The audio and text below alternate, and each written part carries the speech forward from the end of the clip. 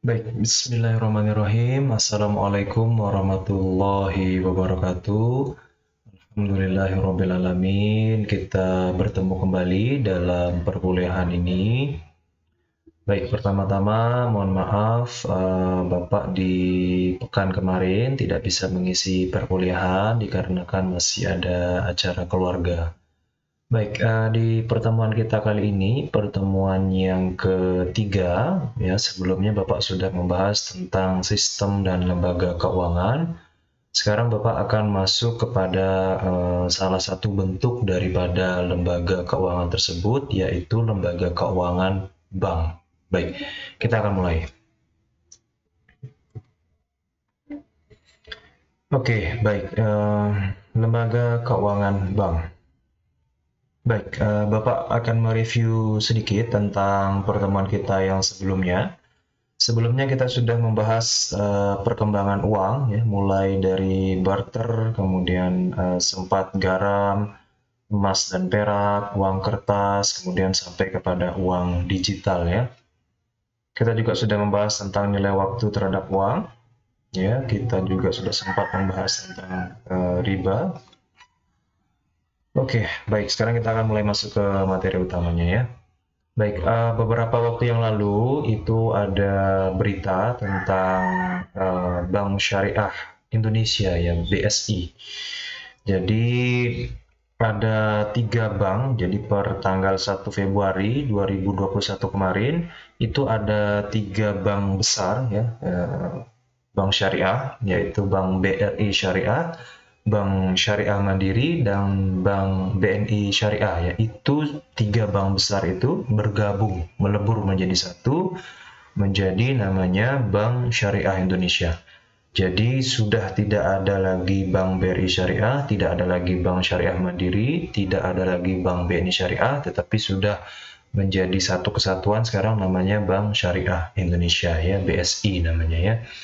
Pak, tapi kenapa kok ketika saya bayar SPP apa segala macam masih kok ada Bank BNI Syariah gitu, ya?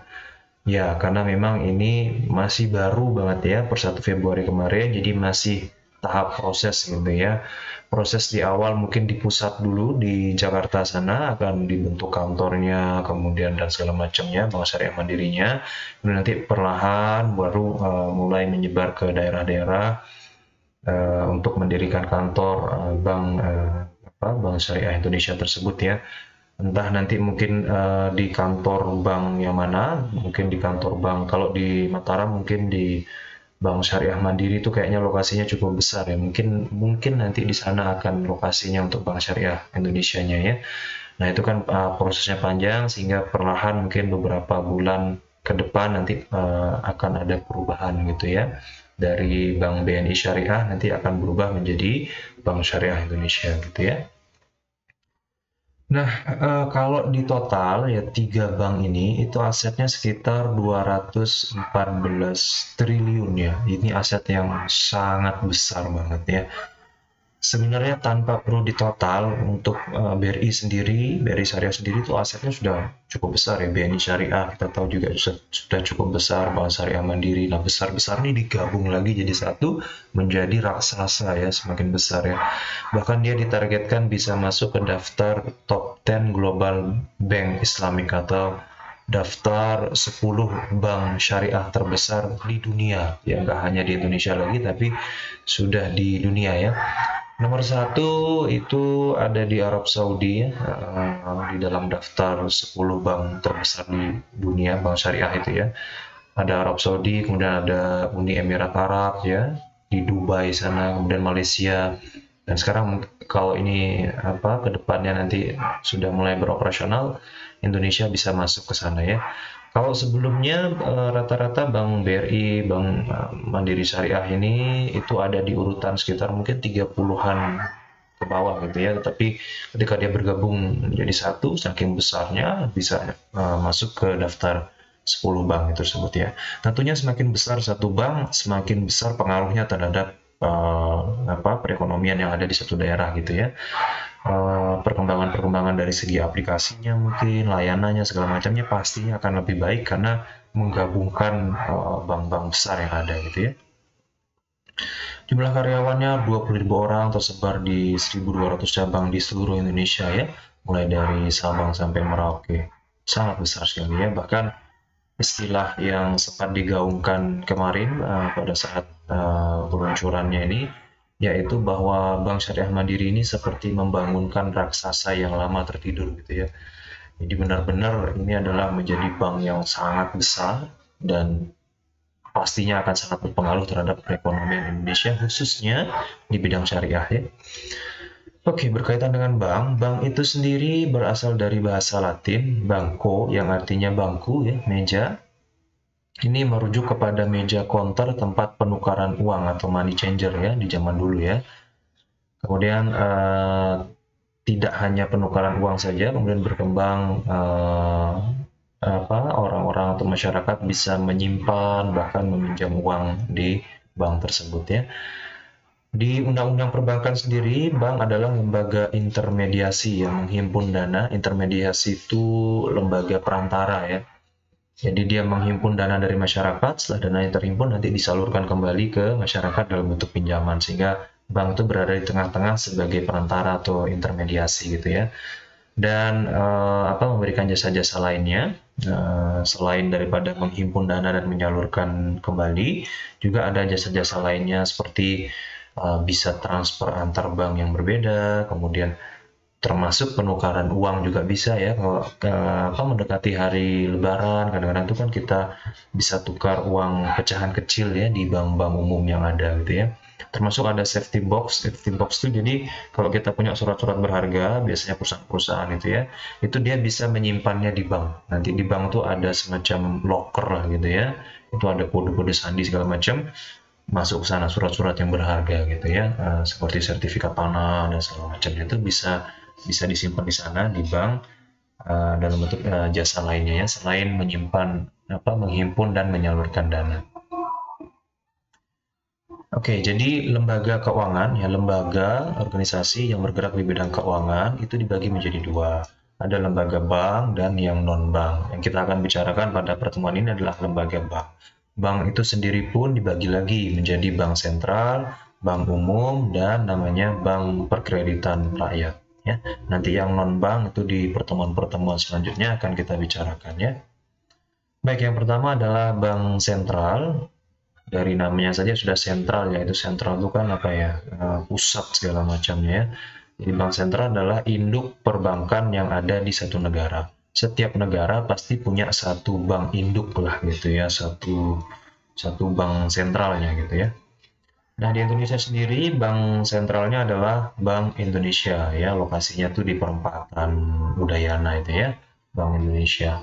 Bahkan Bank Indonesia ini sering memberikan ini ya, beasiswa ya, Gen B ya, generasi Bank Indonesia itu. Itu dia adalah merupakan kategori daripada bank sentral ya. Nah, ada beberapa peran utama daripada Bank Indonesia ini. Yang pertama adalah menjaga stabilitas moneter melalui yang namanya nanti ada instrumen suku bunga. Dia menetapkan acuan suku bunga untuk bank-bank yang ada. Kemudian dia membuat regulasi tentang lembaga keuangan. Ya, laporan keuangannya itu harus sekian perhitungannya, itu ada regulasinya. Kemudian mengatur sistem pembayaran. Bank Indonesia ini adalah satu-satunya bank yang diberikan hak untuk mencetak uang ya. Tidak ada satu lembaga pun di negara kita ini yang boleh mencetak uang kecuali BI ya. Jadi nggak bisa nyata-nyata uang sendiri ya, nanti dianggap ilegal gitu ya. Jadi BI ya, BI dalam hal ini yang bisa mencetak uang ya. Kemudian termasuk dia mengatur juga tentang akses informasi keuangan ya, keuangan, laporan keuangan, perbankan dan seterusnya itu diatur semua oleh BI ya. Termasuk BI ini juga merupakan lender of the last resort ya, atau penyediaan likuiditas lembaga keuangan pada saat kritis.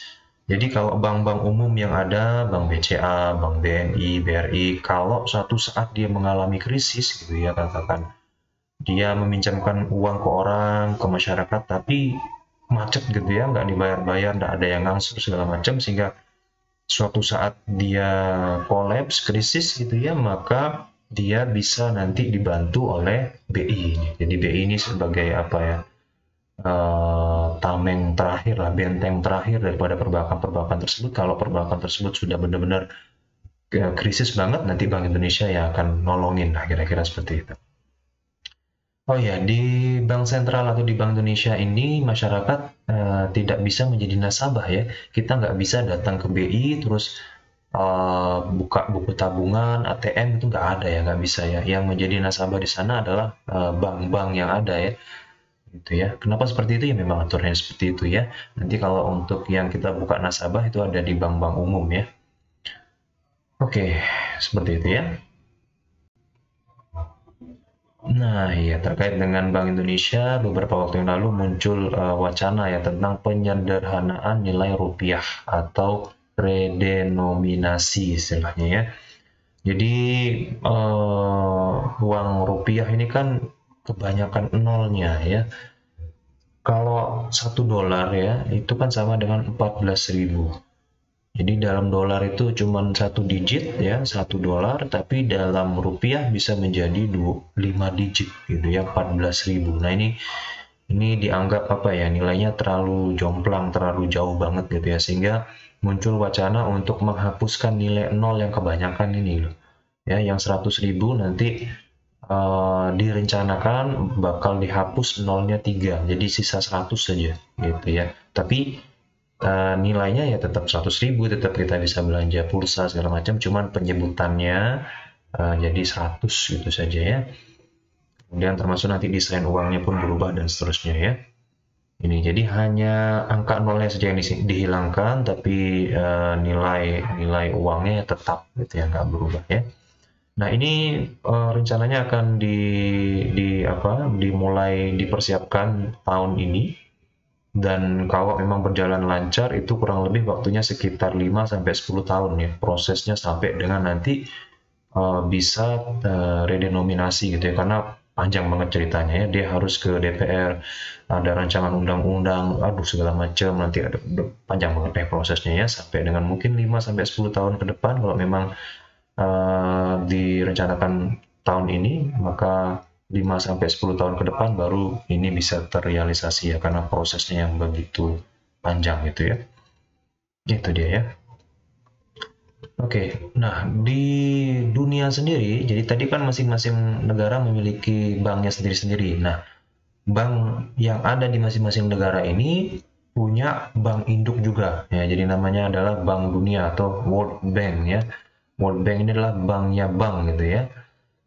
Induk dari perbankan yang ada di setiap negara. Jadi setiap negara punya bank sentral, itu dikumpulkan jadi satu di bawah naungan Bank Dunia. Bank Dunia ini bank yang anggotanya itu seluruh dunia lah kurang lebih ya.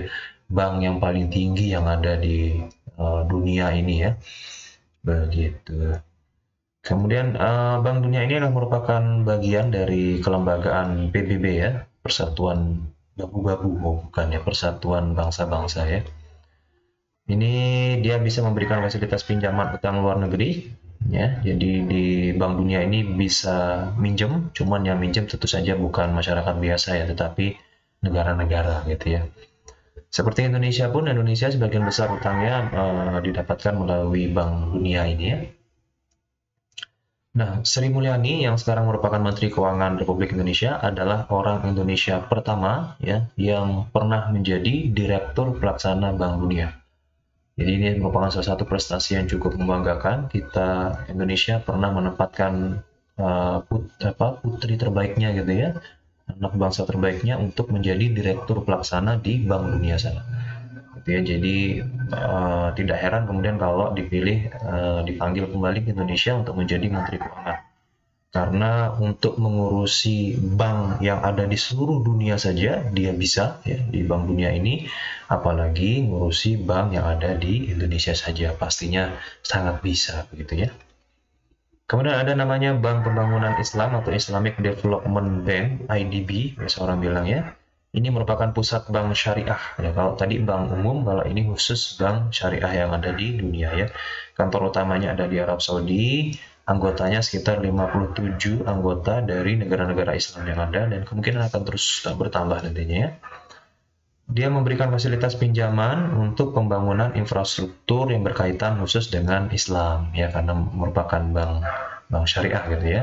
Salah satunya adalah pembangunan gedung UIN Mataram di kampus 2, itu sebagian dananya menggunakan pinjaman dari bank ini ya, bank IDB ini ya.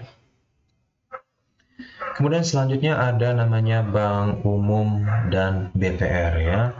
Ini Bank Umum dan BPR ini adalah bank yang diperuntukkan bagi masyarakat secara umum. Kalau tadi kan bank sentral itu lingkupnya negara lah gitu kira-kira ya. Kalau Bank Umum dan BPR ini, BPR itu bank perkreditan rakyat ya. Ini diperuntukkan bagi masyarakat secara umum. Jadi masyarakat dapat menjadi nasabah, dapat menyimpan maupun meminjam uang di bank ini. Nah, perbedaan antara bank umum dan BPR itu terletak pada produk dan layanannya. Yuk kita lihat ya perbedaannya. Yang pertama, kalau bank umum itu kalau kita nyimpan uang di sana bisa dalam bentuk tabungan, bisa dalam bentuk giro, bisa dalam bentuk deposito. Tapi kalau di bank perkreditan rakyat itu tidak ada gironya. Jadi dia kedua jenis bank ini sama-sama bank, cuman bedanya hanya di produk-produk dan layanannya ini saja. Kalau yang di bank umum itu ada gironya, kalau di bank perkreditan rakyat itu nggak ada gironya, kira-kira seperti itu ya. Kalau dari sisi pinjaman sih sama-sama ada. Kalau jasa-jasa lainnya, karena bank perkreditan rakyat ini biasanya lingkupnya itu lebih kecil ya. Kalau bank umum itu bisa lingkup nasional antar provinsi, tapi kalau bank perkreditan rakyat ini biasanya lebih kecil. Bisa lingkup kota atau kabupaten atau mungkin provinsi gitu ya. Lingkupnya lebih kecil dibandingkan dengan bank umum. Kemudian jasa lain, clearing, valuta asing, asuransi, dana pensiun itu kalau di bank umum ada, di bank perkreditan rakyat dia nggak ada. Itu aja bedanya ya. Kemudian penjelasan sedikit ya tabungan ya. Kalau tabungan tadi itu ya kita nabung ke bank, nah, itu namanya tabungan. Sudah sederhananya seperti itu ya. Nanti kita nabung ke bank, kita bakal dikasih yang namanya buku tabungan, kira-kira seperti itu ya. Pastilah kita pernah lihat namanya buku tabungan kan. Plus kita dikasih nanti ATM ya, anjungan tunai mandiri untuk bisa ambil duit di mesin ATM. Ini ATM maksudnya kartu ATM-nya kita dikasih ya, bukan mesin ATM-nya gitu ya. Ya kali mau dikasih mesin ATM-nya gitu ya. Maksudnya kartu ATM-nya kita dikasih, nanti bisa ngambil di mesin ATM-nya kapan saja kita mau, asalkan duitnya ada itu bisa diambil. Gitu ya. Kemudian nanti juga ada dalam bentuk giro. Kalau giro itu biasanya yang menggunakan adalah biasanya perusahaan-perusahaan ya. Jadi dia nggak menggunakan buku tabungan, tapi menggunakan yang namanya rekening koran. Kalau buku tabungan dalam bentuk buku, kalau rekening koran itu dalam bentuk koran, enggak ya, istilahnya saja dalam bentuk koran, tetapi dalam bentuk lembaran-lembaran, biasanya di print satu lembar gitu dan seterusnya, kira-kira seperti itu. Dan dia nggak punya ATM. Jadi kalau giro, perusahaan-perusahaan itu rata-rata nggak punya ATM, tapi dia punya yang namanya buku cek atau biliet giro. Ya kalau buku cek itu bisa dicair, nanti buku cek itu seperti lembaran gitu ya, lembaran cek itu kita bawa seperti yang dibawa sama mbaknya ini di fotonya itu lembaran cek kita bawa ke bank, nanti bisa ditukarkan dengan uang yang bisa dicairkan gitu ya, yang awalnya padat berupa kertas bisa cair menjadi uang gitu ya. Atau biliet giro, kalau biliet giro itu dia sama buku cek juga, cuman nggak bisa dicairkan, dia langsung masuk ke rekening kita, jadi istilahnya pemindah bukuan, istilahnya seperti itu ya. Biasanya sih ini perusahaan-perusahaan yang membuka rekening giro namanya ya. Kemudian ada deposito ya, deposito gitu ya. Ini tabungan tapi hanya bisa diambil setelah beberapa periode, jadi kita nabung nggak bisa diambil kapan saja kita mau, nggak bisa, tapi ada jangka waktunya setahun kemudian baru bisa diambil. Itu khusus deposito ya. Memangnya ada Pak orang yang mau naruh uang terus 1 tahun kemudian baru diambil? Ada banyak ya, karena deposito ini menawarkan bunga yang lebih besar, lebih banyak daripada sekedar tabungan biasa ya. Kemudian ada istilah clearing tadi. Clearing ini adalah proses pencairan biliet giro tadi ya. Biliet giro atau BG singkatannya itu nanti dicairkan tapi langsung masuk ke rekening kita. Istilahnya pemindah bukuan transaksi itu istilahnya ya. Kemudian kalau valuta asing itu ya kayak nuker-nuker uang rupiah ke dolar, itu namanya valuta asing ya. Oke, nah dual banking system. Nah di Indonesia ya, kita di Indonesia menganut sistem perbankan ganda. Jadi di Indonesia itu menggunakan dua sistem perbankan, yaitu sistem perbankan konvensional dan sistem perbankan syariah. Gitu ya. Di beberapa negara kayak mungkin di Arab Saudi itu menggunakan satu banking system, yaitu bank syariah saja. Di Amerika mungkin nggak tahu ya, di Amerika mungkin dual banking system juga ya. Tapi di Indonesia kita menggunakan sistem perbankan konvensional dan syariah. Syariah ya. Oke, sekarang kita akan bahas perbedaan antara kedua sistem tersebut, antara bank konvensional dengan bank syariah. Yang pertama yang kita bisa lihat secara kasat mata adalah dari nama dan logonya. Ini yang paling mudah dulu ya.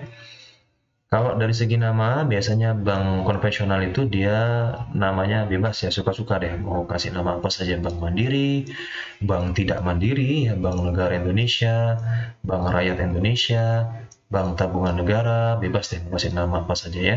Nah, keempat bank ini biasa disebut sebagai Bank Himbara ya, atau singkatan dari Himpunan Bank Milik Negara gitu ya. Ini memang BUMN ya, badan usaha milik negara, yang punya itu negara Indonesia ya. Kalau kayak Bank BCA itu yang punya swasta gitu ya. Kemudian kalau yang bank syariah itu biasanya nama banknya itu dia menggunakan kata-kata syariah kayak BNI Syariah, BRI Syariah, atau Bank Syariah Indonesia. Atau kadang-kadang menggunakan bahasa Arab seperti Bank Muamalat gitu ya. Nah, khusus di bank syariah biasanya ada logo tertentu seperti ini ya, logo IB. IB itu apa? IB itu adalah Islamic Banking ya. Jadi kalau ada logo seperti itu semacam apa ya, label halal lah dari MUI untuk perbankan. Kalau kita beli makanan kan kita lihat tuh ada label halalnya. Nah, kalau kita datang ke perbankan, kita masih kurang yakin nih bank halal apa haram gitu ya, ini bank konvensional atau bank syariah, maka lihatlah kalau ada label IB-nya seperti ini, maka bank tersebut adalah bank syariah dan halal gitu ya. Kemudian dari segi suasananya, kalau kita datang ke bank-bank tersebut pasti ada perbedaan ya. Mulai dari salam, kalau bank konvensional mungkin selamat pagi, selamat siang gitu ya. Kalau di bank syariah ya assalamualaikum. Dari seragamnya juga jelas berbeda ya. Kalau bank syariah dia pasti menutup aurat gitu ya. Tata ruangnya juga kalau yang bank konvensional ya seperti kantor pada umumnya ya, tapi kalau tata ruang bank syariah biasanya ada kaligrafinya, murotal Quran, ada musolanya, ada tempat sholatnya, dan lain sebagainya ya. Kemudian dari segi produknya juga berbeda ya. Kalau di bank konvensional dia menggunakan perjanjian atau kontrak. Ketika nanti mau meminjam dana, mau nyimpan dana, itu dia menggunakan perjanjian atau kontrak. Tapi kalau bank syariah dia menggunakan akad ya. Nanti di pertemuan berikutnya Bapak akan khusus membahas tentang akad ini ya, karena ini penjelasannya cukup panjang, jadi Bapak jelaskan dalam satu pertemuan khusus itu masalah akad ini ya, akad nikah gitu ya. Kemudian produknya ada produk tabungan kalau di bank konvensional, kemudian nanti di bank syariah itu kurang lebih sama seperti tabungan, cuman namanya berbeda, istilahnya simpanan gitu ya. Jadi kalau Anda datang ke bank syariah nanti mereka menggunakan istilah simpanan gitu ya. Kemudian ada bunga kalau di bank konvensional ya, kalau di bank syariah ada namanya nisbah bagi hasil. Nisbah Sabian, Nisa Sabian itu ya. Kalau bunga itu biasanya contohnya adalah persentasenya bunga tetap. Jadi maksudnya adalah berapapun keuntungan perbankan, bunga yang diberikan kepada nasabah ya tetap segitu saja, tetap 5% contohnya misalnya.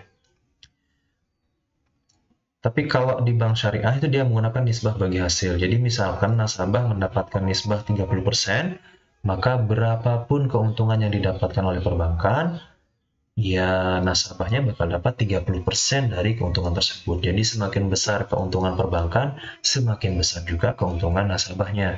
Tapi kalau di bank konvensional ya mau berapapun keuntungan perbankan tersebut ya segitu aja didapatkan oleh bank konvensionalnya gitu ya. Kemudian kalau produknya di bank konvensional itu berupa pinjaman, utang piutang, dan kalau di bank syariah itu berupa pembiayaan, jual beli atau kerjasama gitu ya.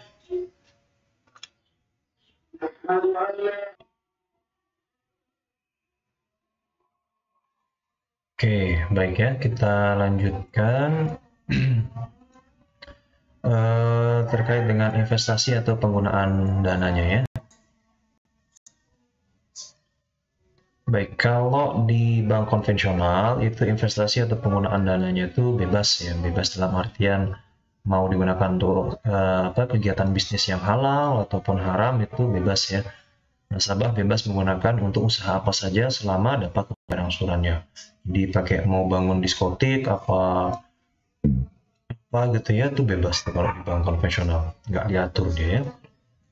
Tapi kalau di bank syariah kita pinjam duit ke sana, itu bakalan ditanya ini duit untuk apa gitu ya, untuk ingin bangun bisnis apa, itu bakal dicek apakah bisnis tersebut memang benar-benar sesuai halal gitu ya. Jadi nggak sembarangan, nggak bisa kalau kita mau pinjam uang di bank syariah pakai bangun diskotik itu nggak bisa ya, pasti ditolak gitu ya. Dan juga investasi atau penggunaan dananya kalau di bank konvensional itu diawasi oleh OJK, Otoritas Jasa Keuangan. Kalau di bank syariah itu diawasi oleh OJK dan DSN MUI. Jadi dua yang ngawasin. Itu dia, khusus untuk bank syariah itu diawasi oleh dua lembaga sekaligus. OJK bakal mengawasi secara kelembagaan dan MUI bakal mengawasi secara halal haram ya, terkait dengan hukumnya ya. Demikian kita sampai kepada simpulan. Yang pertama, bank adalah lembaga intermediasi ya, lembaga perantara yang menjembatani antara pihak yang kelebihan dana dengan yang membutuhkan dana, kira-kira seperti itu ya. Jadi dia menghimpun dana dari masyarakat berupa tabungan, kemudian menyalurkan kembali kepada masyarakat berupa pinjaman, beserta beberapa jasa perbankan lainnya seperti clearing ataupun penukaran mata uang asing atau falas tadi ya. Bank dibagi menjadi pertama bank sentral, jadi ada Bank Indonesia yang ada di Indonesia, kemudian ada Bank Dunia, dan ada IDB tadi ya, Bank Syariah Dunia tadi, Islamic Development Bank ya. Kemudian ada bank umum seperti BNI, BCA, BRI, Mandiri maupun yang syariah ya. Kemudian ada bank perkreditan rakyat, ini biasanya sifatnya lokal, salah satu contohnya ada BPRS Waktu Beramal, nama ini lokasinya ada di Bertais kalau nggak salah ya. Kemudian ada dual banking system, yaitu Indonesia menganut dua sistem perbankan, yaitu sistem perbankan konvensional dan syariah ya. Perbedaannya ada pada nama, kemudian logo tadi ya, suasananya, begitupun dengan produk-produknya ya, termasuk tentang investasi atau penggunaan dananya. Baik, demikian. Terima kasih. Kalau ada pertanyaan silakan dapat diajukan. Terakhir dari Bapak adalah daripada terus saling bersaing, alangkah baiknya jika kita bersatu, seperti Bank Syariah Indonesia tersebut ya. Demikian, Assalamualaikum warahmatullahi wabarakatuh.